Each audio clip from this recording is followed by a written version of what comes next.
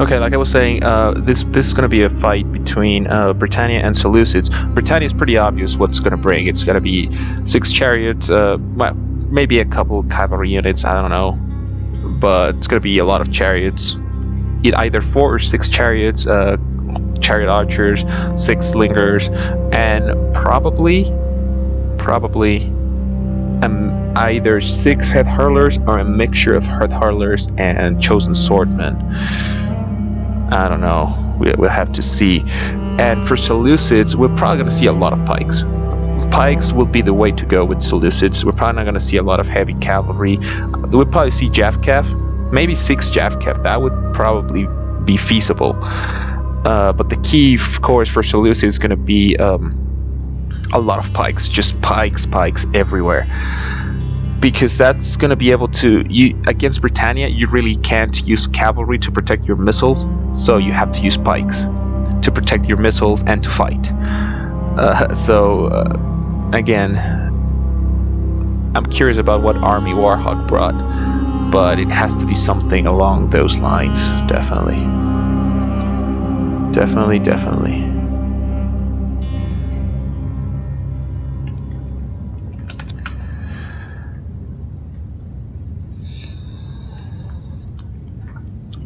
Thing is, with Britannia, bringing head hurlers might be a bit risky because Seleucids are obviously going to bring heavy infantry. That's for sure. We don't know how many, but there's surely going to be heavy infantry. And the thing is, head hurlers are they are very effective, but they need a lot of room to operate. And yeah, you see just a bunch of pikes. Let me just run through the armies real quick. So there are the 2 chariot archers, 6 upgrades.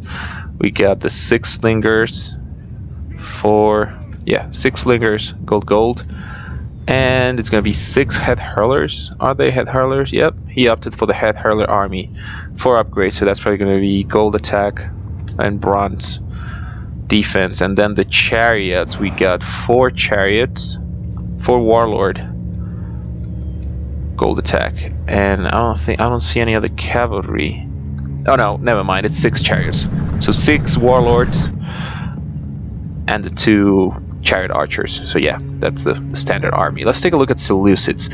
So we got the 6 archers, gold, of course, and then the pikes. These are the silver shield pikes. We got 6 of them, only 3 upgrades. That's not a bad idea, to be honest with you, because if you had gone way more heavy, and Willie Powers, no, this is not the final, this is the semi-final. And like I was saying, if you go extremely heavy, you run the risk of pretty much losing your units to the head hurlers. So you don't want to go extremely heavy, because it's not the attack or the kind of the stats you want from the pikes. It's just the pike, because remember, pikes obliterate chariots. Even if you have no upgrades, even if you have the shittiest pikes like Levi pikemen, as soon as the pike touches the chariot dies. So you're not really concerned about stats right here. You're more concerned about the pike itself, the positioning of the pike, and just trying to catch those chariots. We got 2 javelins, 2 Javcav, 4 upgrades in each, I believe, and then 5 scythe chariots. 5 scythe chariots, which are going to be extremely useful in this matchup, because Britannia doesn't have any units that can shoot fire missiles. So the chances of scythe chariots running amok is pretty much gone. It's not gone, but it's going to be way harder to make them run amok out of exhaustion, or I think exhaustion is the only way you can make them run amok without fire arrows. So that's gonna be way harder. And it's 3 Javcav, my bad, it's not 2, it's 3 gold. So yeah, this is how this is gonna play out. It's gonna be a very long skirmish fight. Daud is just gonna try to shoot as many of his arrows as he can. Try to get... Ideally, you want to get the pikes, but I don't know. It's a tough call. It's a tough call because missiles. Again, the missiles for Seleucids are just there to kind of take down. Ideally, they want to take down the head hurlers. That's what you want to use your missiles for as Seleucids. You want to take down the head hurlers because nothing else can hurt your pikes. Slingers cannot hurt your pikes, and certainly chariots cannot hurt your pikes. But head hurlers can. So as Seleucid, that has to be your focus. Taking down the head hurlers. And obviously with Britannia, you want to keep them alive, and you want to use your skirmish to kill his archers. If you can kill his archers, then if you can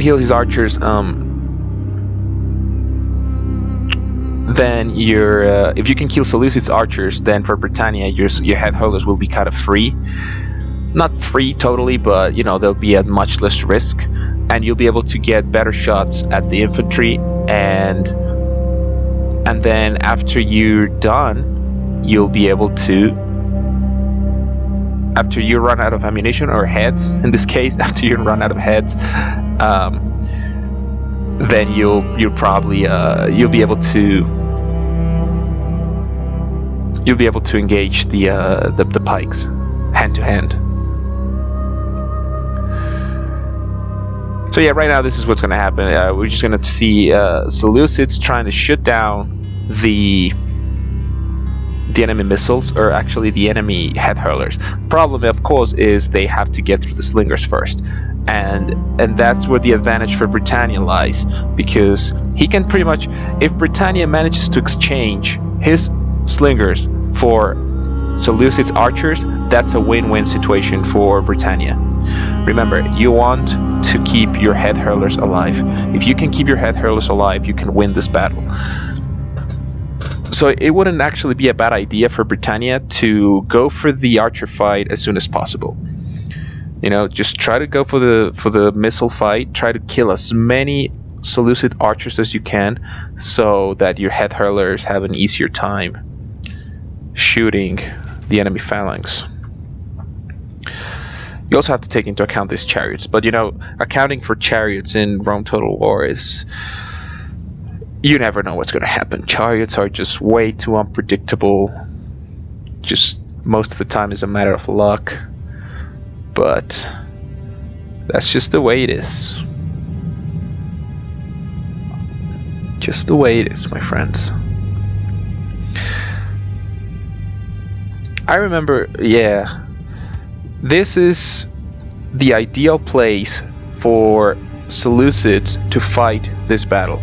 I learned this years ago from Varus. I don't know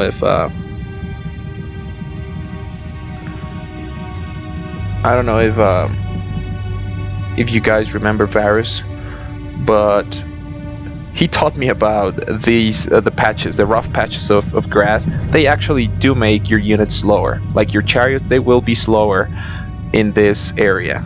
So Britannia having the kind of a chariot advantage, you really want to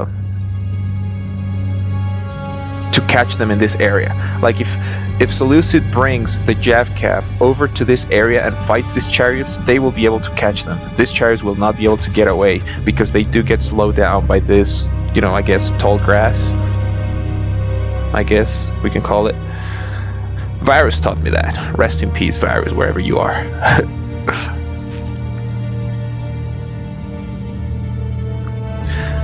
I'm not sure if Warhawk is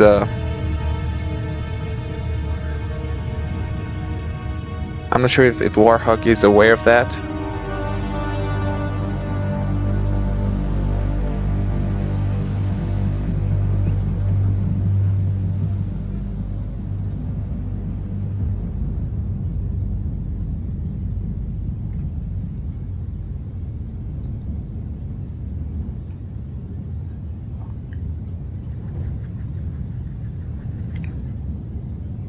Okay, so now we're just skirmishing and skirmishing.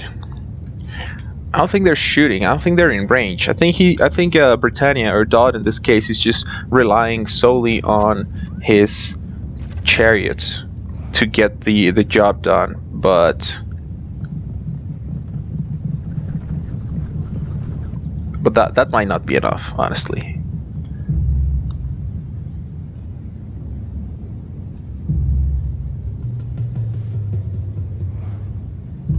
Like he really should. He really should start shooting the arrows with his slingers, because like I said, that's the tactic or the strategy behind this fight. You have to kill the archers. You have to kill Seleucids archers so that your head hurlers will be able to roam freely and obliterate the pikes.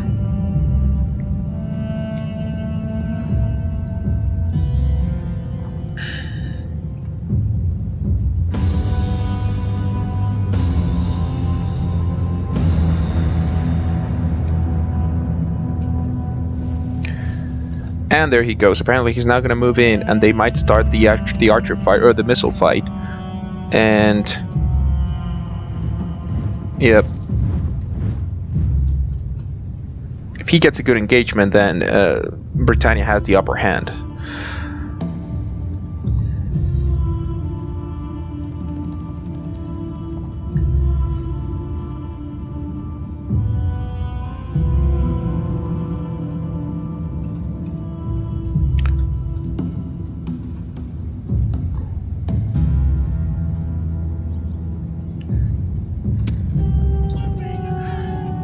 Okay, so now they're moving to the side. Apparently he's going to try to chase the chariots away from this area, and he shouldn't. Like I said, you want the enemy chariots to be in this patch area, because they'll be slower that way.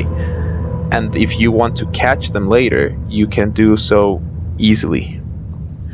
So you do want them to stay in this area.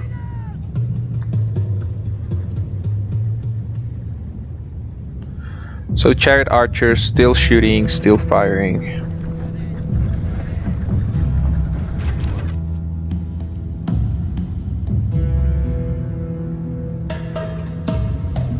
And here comes the jab cap, but again, it's probably just going to be a fake attack. He's going to pull back, and he has to be careful because the warlords, if the warlords catch this unit, they're going to tear them to pieces. So he has to be really careful. Warhawk has to really play carefully. And they disengage from the archer fight, so we're not going to see any of that now. And now he's still pushing forward with his chariots. He has to be careful. Remember that Seleucid has 5-sided chariots, some of them hitting around here.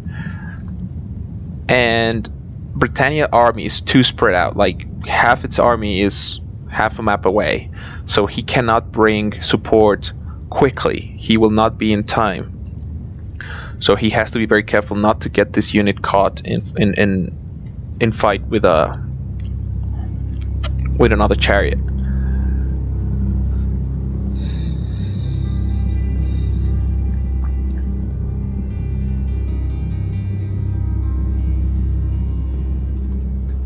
So he's still shooting now.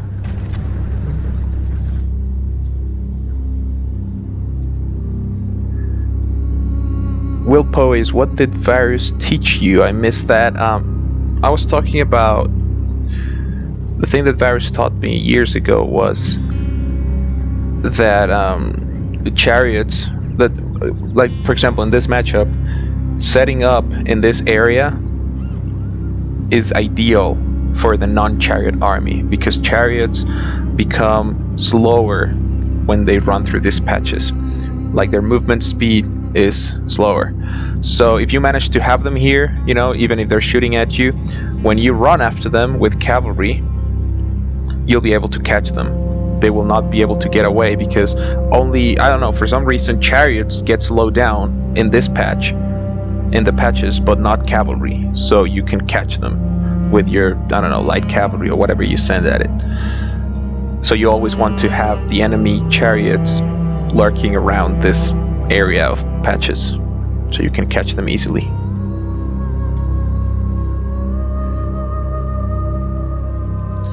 Now he's reforming. Apparently he's closing in. He's closing the formation. No, they're still in loose formation, but he's just gonna redeploy. And actually, I think he's gonna go for a push. I don't know if this is a good idea.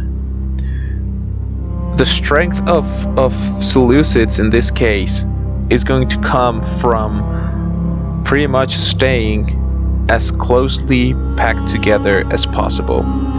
Because this chariot, if they pick off isolated units, they're gonna rape them. So you really don't want to do that. And apparently now we're gonna get into the fight. Here comes a chariot. We're gonna see a scythed chariot take on a warlord. And he's gonna get a pretty bad engagement. Yeah, he turned around. The warlord got the better charge. But you never know what's gonna happen. Here comes... He's blobbing up 3-sided chariots. That's never a good thing. You guys have to know you shouldn't blob chariots, especially scythed chariots. You have to send in one at a time. It could pay off in this case because again there are no fire missiles, but if there were fire missiles that would be a terrible thing to do. Over here they're still fighting. Swede, hello. And there goes the first chariot. So first chariot running amok. So we kind of went 50-50. Daud won on the right and Warhawk is winning on the left. But here comes another chariot. Sided chariots going down here, and now they run amok. See, that's a problem with sided chariots. As soon as morale drops, they run amok. And now he's lost 3 out of his 5 sided chariots. Now he's gonna move in with the Javcav, but they're gonna be very, very vulnerable to chariots, just like this. This chariot manages to catch this Javcav. They're gonna be gone forever. Now he's trying to rush with infantry, but we know that's probably not gonna work because missiles are faster and they can outrun the infantry. Infantry is gonna tire out, and the problem is if he starts isolating units like this, you know, if he starts isolating small groups of units, they're gonna get easily picked off. And Daud doing a great job at destroying the backline. Pretty much all the archers are gone. He's just wrecking the shit out of the backline. And yeah, Warhawk is in a pretty rough spot right now. He's losing everything. Javcav gone, missiles gone. He still's got the infantry, but like I said, they're not gonna be able to do much by themselves. He can box up, but that's not gonna do anything because I think head hurlers are still at full ammo, and you know, a couple of volleys is gonna destroy any unit. And Warhawk should get this sided chariot out of there right now. If this chariot runs amok, he's gonna destroy his own units.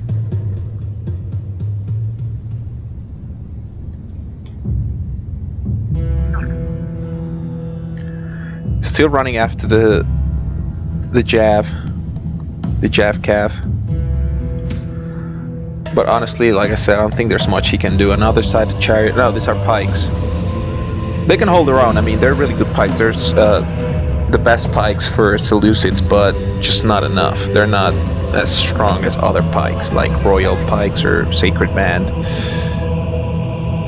So there he goes, down that unit. This unit's just gonna get shot everywhere.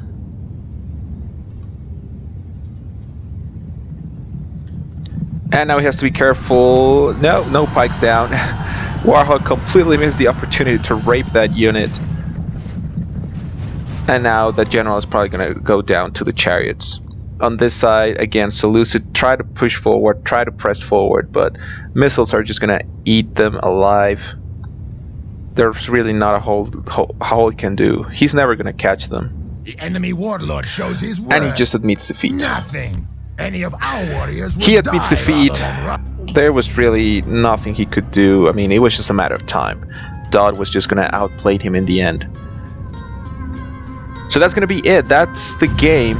Daud, let me update the hold on. There we go.